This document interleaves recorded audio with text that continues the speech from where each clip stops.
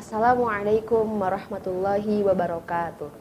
Kemarin kita sudah bahas tentang ta'aruf, terus kita udah bahas tentang hobi, dan kita juga sudah bahas mengenai menanyakan kabar. Nah, sekarang di part keempat ini saya akan menjelaskan tentang ismul isyarah. Nah, teman-teman, seperti apa sih isim isyarah itu atau kata penunjuk? Kata penunjuk mungkin kita bisa ketahui seperti ini dan itu. Nah, tapi kalau dalam bahasa Arab, kata penunjuk ini itu harus disesuaikan dengan isimnya, seperti itu. Saya tulis dulu ya, ismul isyarah.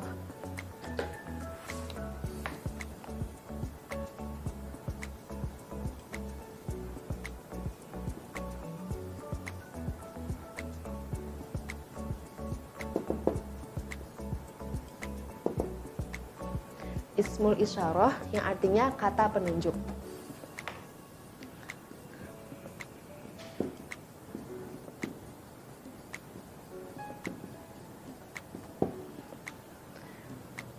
Nah, yang pertama ada kalimat hadza. Ayo kita sebutkan hadza.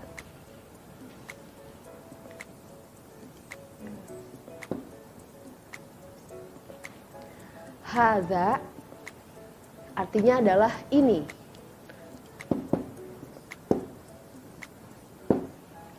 Hadza ini memiliki fungsi yang mana hadza di sini di depannya harus berbentuk isim mufrad, isim yang tunggal satu, tetapi tidak memakai ta marbutoh.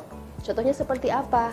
Tiga contoh dari ismul isyarah yang berbentuk hadza. Nah, yang pertama ada hadza qalamun, yang artinya ini pulpen. Hadza qalamun.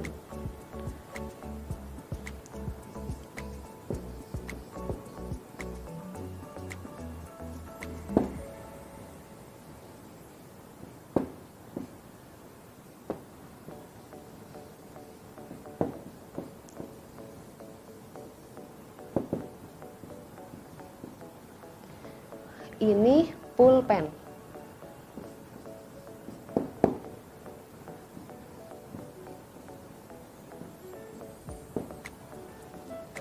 Kemudian yang kedua ada hadza kitabun. Saya ulangi lagi, hadza kitabun. Ini buku.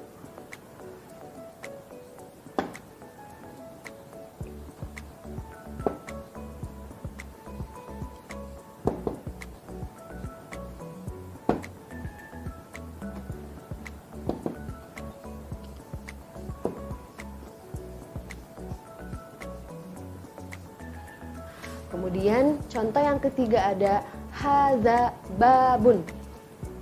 Oke, saya ulangi lagi, hadza babun, yang artinya ini pintu.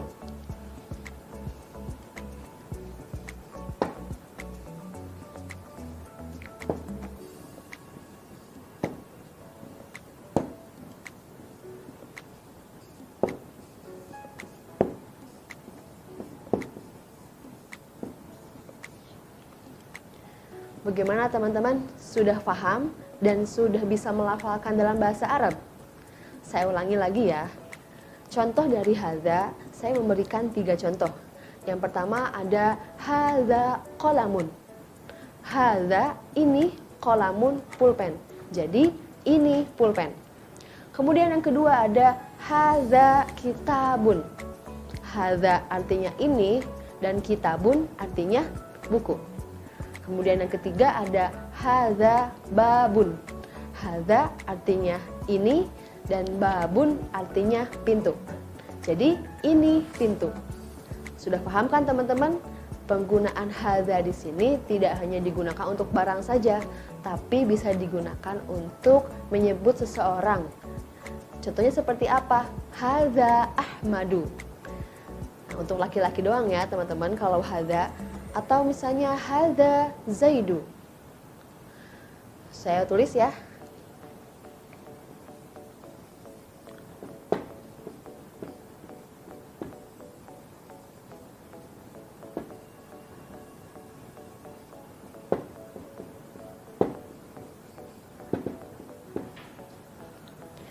yang artinya ini Ahmad dan ini Zaid. Sudah paham? Kalau sudah paham, saya akan lanjut ya ke part kedua. Yang kedua, kita menggunakan hadhihi. Hadhihi yang artinya ini, hadhihi merupakan ismul isyarah yang mana di depannya itu, setelahnya itu harus memakai ismul mufrodah yang mana harus memakai tak marbutoh. Beda kayak yang hadak tadi. Hadak tadi itu tidak memakai tak marbutoh, sedangkan yang ini memakai tak marbutoh. Saya kasih contoh 3. Yang pertama ada hadhihi madrasatun yang artinya ini sekolah. Hadhihi madrasatun, ini sekolah.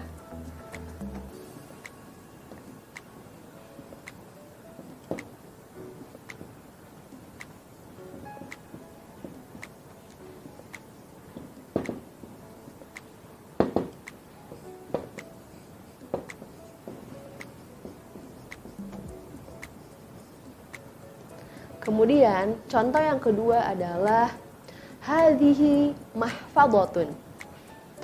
Hadhihi mahfadhatun yang artinya ini tas. Hadhihi mahfadhatun.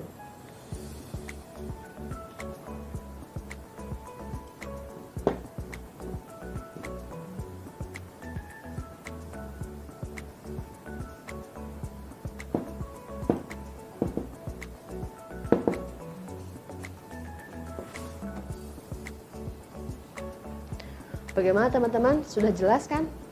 Hadhihi di sini harus menggunakan isim atau suatu barang yang mana ujungnya itu harus memakai tak marbutoh.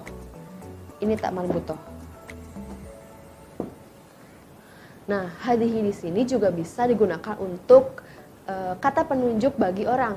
Misalnya hadhihi Aisyatu atau hadhihi Fatimatu. Seperti itu. Jelas? Sekarang kita lanjut ya ke ismul isyarah yang kedua. Bahasa Arabnya itu. Nah, saya akan sebut yang pertama zalika. Saya ulangi lagi ya. Zalika.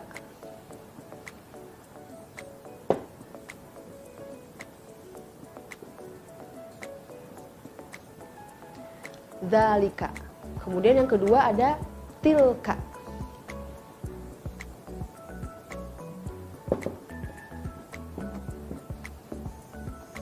Keduanya memiliki persamaan makna yang mana artinya itu.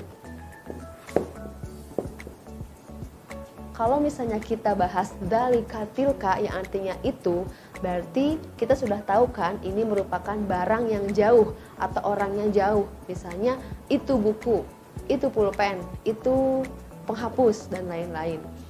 Nah, bedanya apa? Jika dzalika itu ujungnya sama kayak yang tadi, kayak hadza, harus dengan isim mufrad yang mana tidak memakai tak marbutoh, sedangkan tilka itu harus memakai tak marbutoh.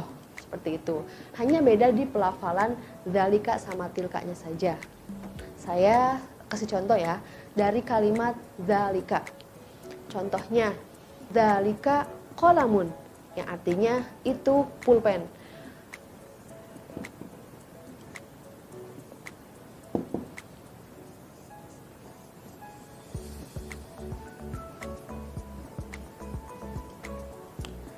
Kemudian yang kedua ada tilka. Tilka merupakan ismul isyarah yang mana kedepannya itu harus menggunakan ismul mufrodah yang mana menggunakan tak marbutoh. Contohnya apa? Tilka madrasatun. Saya ulangi lagi, tilka madrasatun.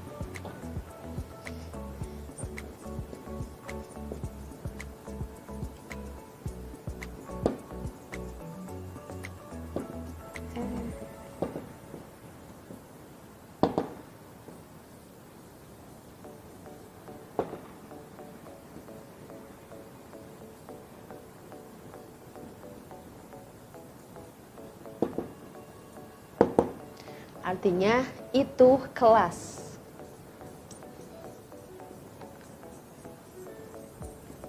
bahwa lafaz tilka depannya itu ismul mufradah yang mana harus memakai ta marbutoh. Kemudian saya kasih contoh yang kedua. Tilka mahfadotun. Saya ulangi lagi, tilka mahfadotun.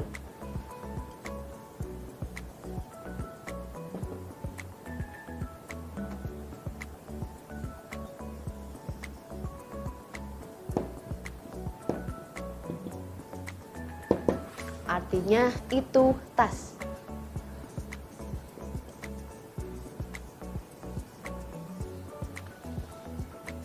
Bagaimana teman-teman? Sudah bisa melafalkan dalam bahasa Arab dan sudah bisa memberikan contoh dari lafaz dalika kemudian tilka, dan bagaimana penggunaannya untuk isim mufrad kah ataukah untuk isim mufrodah. Alhamdulillah teman-teman, kita sudah selesai dalam ismul isyarah. Semoga teman-teman bisa melafalkannya dan bisa memahami bahasa Arab ismul isyarah ini dengan baik dan benar. Terima kasih. Wassalamualaikum warahmatullahi wabarakatuh.